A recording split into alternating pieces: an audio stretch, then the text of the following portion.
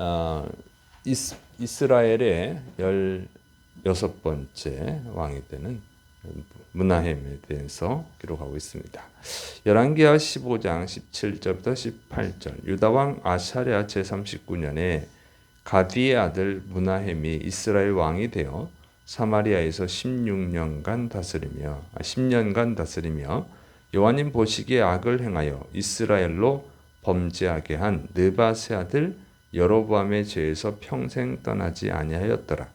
유다의 아사랴 왕이 39년째 통치할 때에 이스라엘 왕국에서는 므나헴이 16번째로 왕이 된 것입니다. 그는 10년간 통치를 했는데 그도 역시 다른 이스라엘 왕들처럼 이스라엘의 첫 번째 왕인 여로보암의 죄를 쫓았다고 하는 것이죠. 그래서 베델과 단에서 우상 숭배한 것처럼 우상 숭배하고 율법을 지키지 않고 또 포악을 행하는 그런 죄를 지었다고 하는 것입니다. 그가 10년 동안 통치를 했는데 그 10년 동안에 이스라엘은 더 깊은 우상 숭배에 빠져든 것이죠.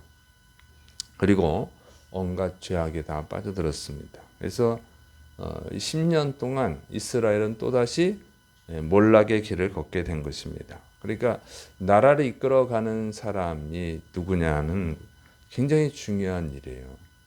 정말 좋은 사람이 통치를 하면 나라가 좋아지는 것이고 악한 자가 통치를 하면 정말 악해지는 것이죠. 그래서 1년만 통치하더라도 확 세상이 나라가 완전히 다르게 변해지는 것이죠. 그래서 우리 그리스도인들이 나라를 이끌어가는 통치자들, 그러니까 통치자, 지도자들 위해서 기도를 많이 해야 된다고 하는 것입니다. 정말 하나님을 경외할 수 있도록 우리가 정말 하나님을 잘 믿는 사람이 나라를 이끌어가는 자가 될 수 있도록 하면 좋죠. 이렇게 정말 하나님을 잘 믿는 사람이 나라의 통치자가 되면 그만큼 좋은 일이 어디 있겠어요. 근데 그거는 참 쉬운 일이 아니죠. 왜냐하면 이렇게 이스라엘 역사를 보더라도 다 하나님을 믿는데도 정말 하나님을 경외하는 자, 하나님 뜻대로 하는 자는 많지 않잖아요. 우리나라는 전 국민이 하나님을 믿는 것도 아니기 때문에 그런 것을 꿈꾸는 것 자체가 너무 어려운 일이에요. 그렇지만 최소한 하나님의 법을 존중하고 하나님이 미워하는 법들을 만들지 않고 그런 나라 그런 사람이 대통령이 된다면 얼마나 좋겠어요. 그를 위해서 기도해야 될 줄 믿으시 바랍니다. 우리가 할 수 있는 게 한계가 있어요. 그러나 하나님께는 한계가 없잖아요. 전능하신 분이니까. 그래서 노예를 국무총리로 만드시는 분이죠.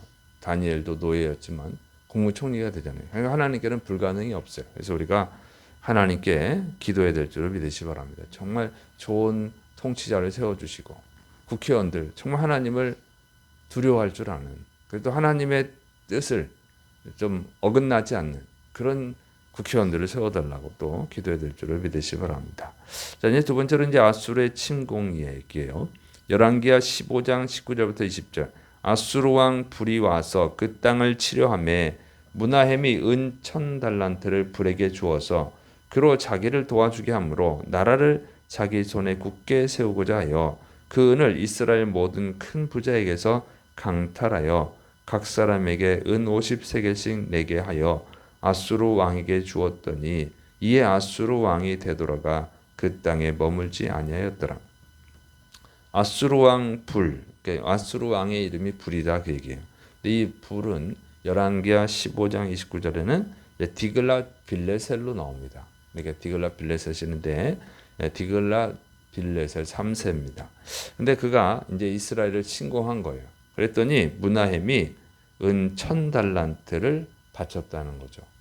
그러니까 은 1000달란트, 대략 6천억에서 9천억 정도 되는 돈인데 그 지금과 똑같은 그런 가치가 있는지는 알 수가 없죠. 환산하면 그 정도 되는데 엄청나게 큰 돈을 바친 거죠. 근데 이스라엘이 당시 몰락하고 있었잖아요. 몰락하고 있는데 이렇게 큰 돈을 어떻게 바치겠어요? 그러니까는 부자들한테서 50세겔씩 강탈을 해가지고 바쳤다고 하는 것이죠. 자, 이런 걸 보면 이 문하햄은 정말 악한 왕이다. 그리고 정말 비겁한 비굴한 왕이다 하는 것을 보여줄 수 있죠. 보여주는 거예요. 왜냐하면 이 사람은 자기를 환영하지 않는 딥사 성읍의 백성들은 다 몰살을 시켰잖아요. 심지어 임산부들의 배를 갈라가지고 죽이는 아주 잔인한 살육을 했어요. 폭군 중에 폭군이죠. 자기 백성을 어떻게 그렇게 잔인하게 죽여요? 그런데 그렇게 잔인한 자가 이제 아수르 왕이 쳐들어오자 그냥 싸우지도 않고 항복을 해버린 거예요.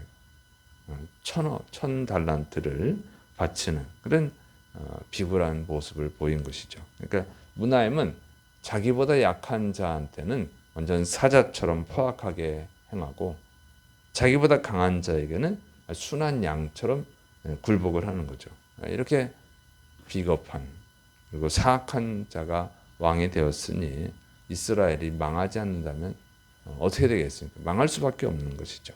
그런데 이스라엘에는 이렇게 사악한 왕들이 많이 나왔다고 하는 거예요. 그러니까 이제 나라가 망하는 건데 왜 이렇게 이스라엘은 악한 왕들이 많이 나오느냐? 근데 왕들의 문제도 있지만 백성들에게도 문제가 있다고 하는 거예요. 왜냐하면 하나님은 부르짖으면 구원해 주셨습니다.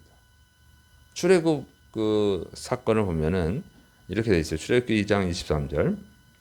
여러 해 후에 애굽 왕은 죽었고 이스라엘 자손은 고된 노동으로 말미암아 탄식하며 부르짖으니 그 고된 노동으로 말미암아 부르짖는 소리가 하나님께 상달된지라. 이스라엘 민족이 애굽에서 노예 생활하는 때 너무 고통스러우니까 하나님께 부르짖었다는 거죠. 그랬더니 하나님이 그것을 들으시고 모세를 보내셔서 출애굽시켜 주었잖아요. 부르짖을 때 하나님이 응답하셨어요. 또 사사시대에 이런 일이 있었어요. 사사기 3장 9절 이스라엘 자손이 여호와님께 부르짖음에 여호와님께서 이스라엘 자손을 위하여 한 구원자를 세워 그들을 구원하게 하시니 그는 곧 갈렙의 아우 그나스의 아들 온니엘이라. 갈렙의 아우 여호수아 갈렙 그 갈렙이에요.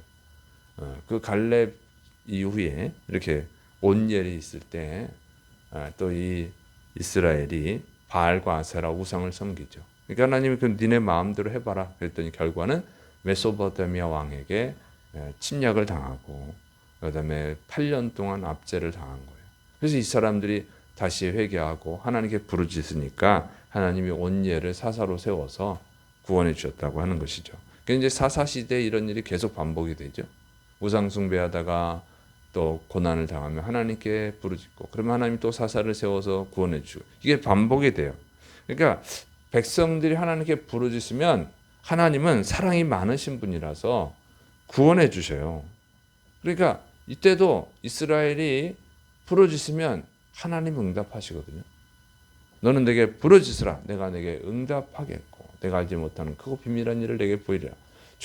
하나님이 약속하셨잖아요. 부르짖어야 되는데 이스라엘 백성들이 부르짖지를 않고 뭘 하냐? 우상 숭배를 했다고 하는 것이죠. 왕들과 같이 우상 숭배하는 거예요.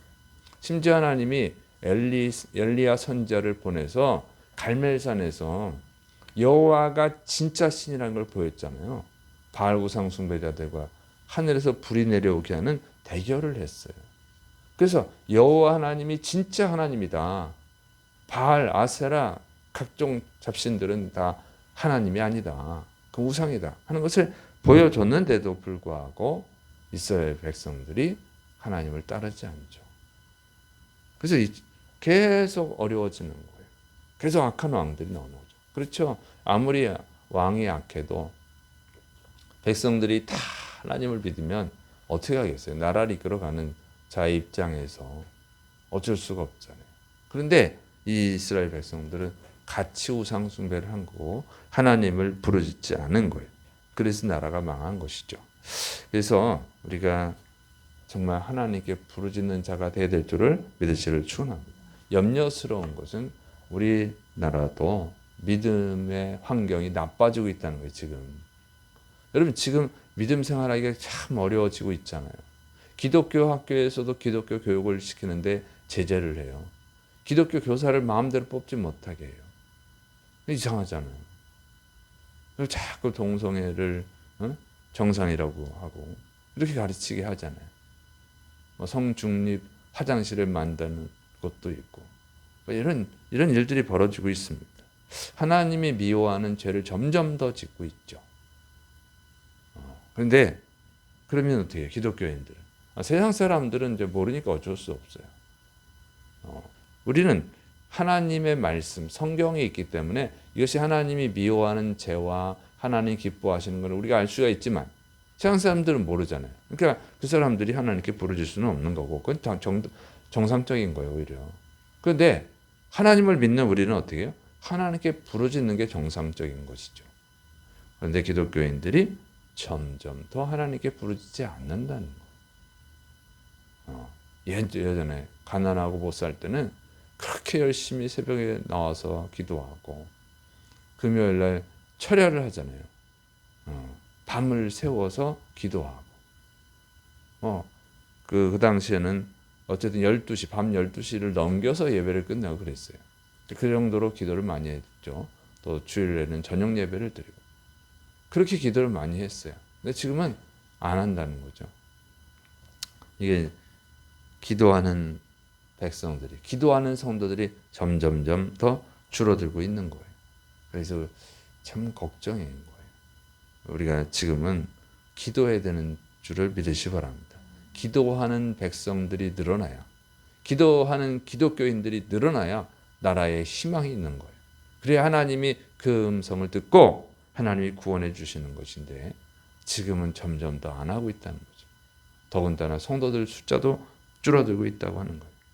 그래서 여러분 우리가 사명을 가지고 여러분이 사명감을 가지고 기도해야 될 줄을 믿으시기를 축원합니다.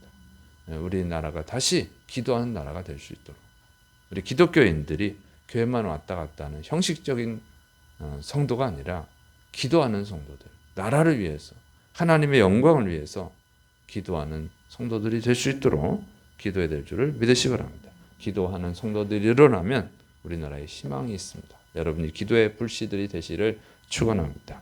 기도하겠습니다. 사랑이 많으신 하나님 아버지, 우리가 기도하는 하나님의 백성이 될 수 있도록 도와주옵소서. 작은 불꽃이 큰 불을 일으키는 것처럼 하나님 우리가 작은 불꽃이 될 수 있도록 붙들어 주시옵소서. 주께서 역사하심을 믿고 예수님의 이름으로 감사하며 기도드립니다. 아멘.